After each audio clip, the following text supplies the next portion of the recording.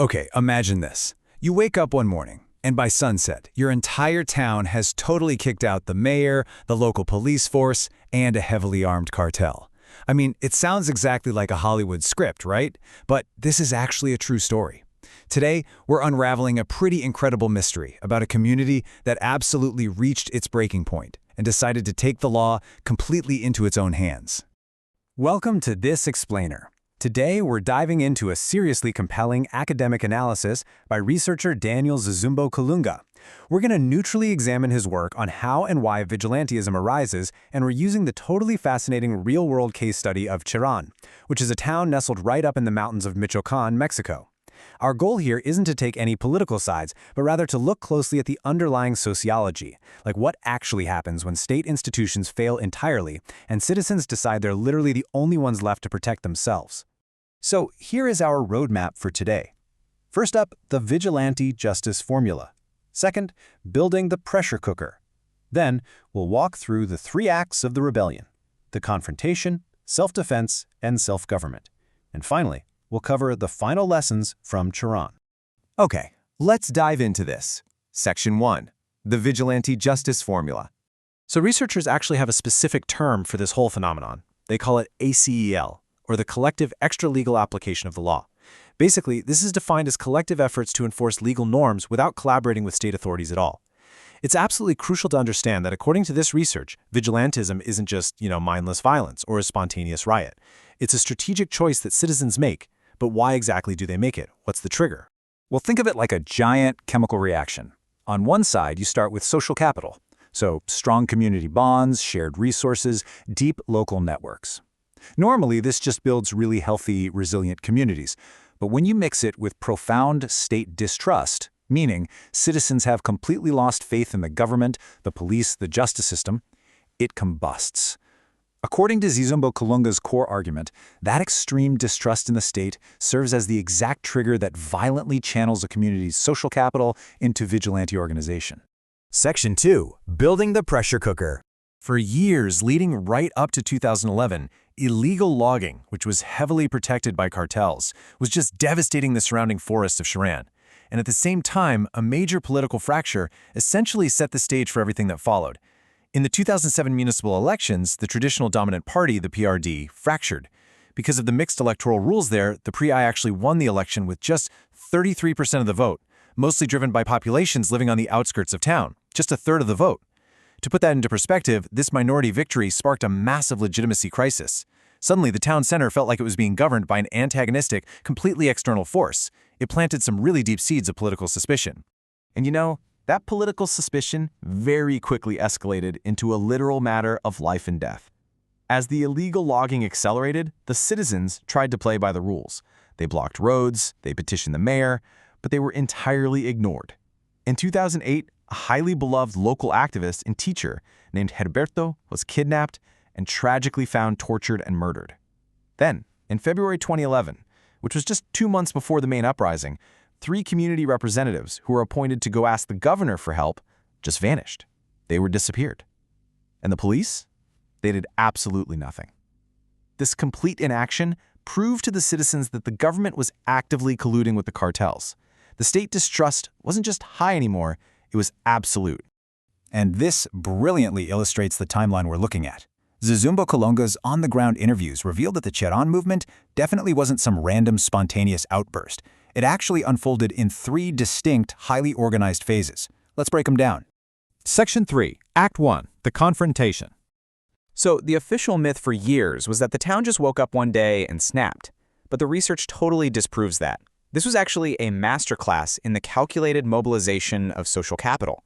Days beforehand, flyers were being secretly distributed around town, warning everyone that the water supply was going to dry up completely if the forests were destroyed. The night before, neighborhood women held secret meetings to nail down all the logistics, and the trigger itself was planned down to the minute. At 5 a.m. sharp on April 15th, church bells and fireworks were set off to wake the entire town. Right after those bells rang, roughly 100 citizens rushed out. And remember, they were armed with literally just sticks and stones. Yet they managed to ambush and capture 5 illegal loggers, confiscating their trucks on the spot. They immediately started building barricades, but man, the situation escalated incredibly fast. Around 9 a.m., heavily armed cartel mercenaries, widely believed to be from the Zetas, arrived to rescue the loggers. Suddenly, this small town was in a full-blown war with an organized criminal syndicate. Terrified of a massacre, the organizers desperately tried to involve the state. One organizer recalled, "I called the military. They told me that to intervene, they needed a signed authorization from the municipal government. But the local mayor, who was terrified and threatened by the cartel, flat out refused to sign it." This is a massive, absolutely crucial turning point for our theory. The citizens actively tried to use institutional pathways to save themselves, but the state deliberately abandoned them, essentially forcing their hand into extra-legal justice. Section 4, Act 2, Self-Defense. That abandonment kicked off a multi-month, deeply entrenched siege. And the final nail in the coffin of state trust happened when the municipal police finally showed up. But get this, they didn't come to help the citizens. They actually opened fire on the townspeople and helped the illegal loggers escape. Witnessing their very own local police actively aiding criminals was the ultimate unforgivable breach of trust. In response to that, the angry citizens literally attacked the police station, seized the officers' weapons and vehicles, and physically expelled the police from the town. So now we face a really fascinating question. With the mayor gone, the police expelled, and a heavily armed cartel literally waiting outside the barricades, how do you actually run a town without the state? Well, this is exactly where Cherán's latent social capital truly shines. The community rallied around what they called fogatas. These were neighborhood campfires at the barricades that quickly became the true social and political hubs of the town. Every single sector of society stepped up. Public school teachers donated portions of their own salaries. The local Butchers Association subsidized meat to feed the guards. Jesuit priests blessed the campfires and hustled to secure outside donations. And university students who were studying in cities like Morelia served as an ad hoc legal and information hub. So you see, this wasn't chaos at all. It was the town's existing social capital instantly weaponizing itself to fill the massive void left by the state. Let's move to and see how this builds. Section 5, Act 3, Self-Government. By July 2011, the state of Michoacán tried to just return to business as usual, and they officially called for new municipal elections. But Cherán had learned its lesson. The community heavily leveraged those academic and legal networks they had just built to reject the state's hollow promises. By October, they had successfully petitioned the higher courts to cancel the party-based elections entirely. Instead, they elected an autonomous government based completely on their ancestral customary law, or usos y costumbres. The sentiment that drove this was crystal clear, and it echoed across the town. No more political parties in Cherán. They are the cause of the divisions in our community.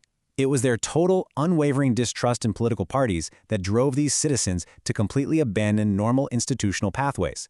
They realized that the traditional system didn't protect them whatsoever. Actually, scratch that.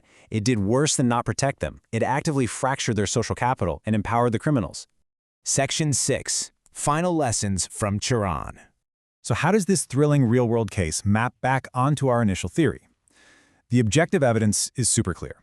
High social capital, all by itself, just builds strong, nice communities. It doesn't build militias. On the flip side, state distrust by itself usually just leads to general political apathy.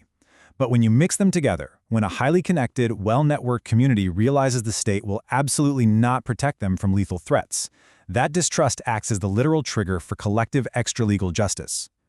Furthermore, the hard evidence from Cherán proves once and for all that vigilantism is rarely spontaneous. It is a calculated, strategic redeployment of community networks when institutions totally fail. Which leaves us with a pretty profound final thought to chew on. The events in the mountains of Michoacán show us the immense, almost unbelievable latent power of community bonds. But they also highlight the incredibly dangerous fragility of state trust. So we have to ask ourselves, when institutions erode, where will your community invest its social capital? Thank you so much for joining me on this explainer today. I really hope this provided a clear, structured, and eye-opening look into the complex mechanics of vigilante justice. Catch you next time.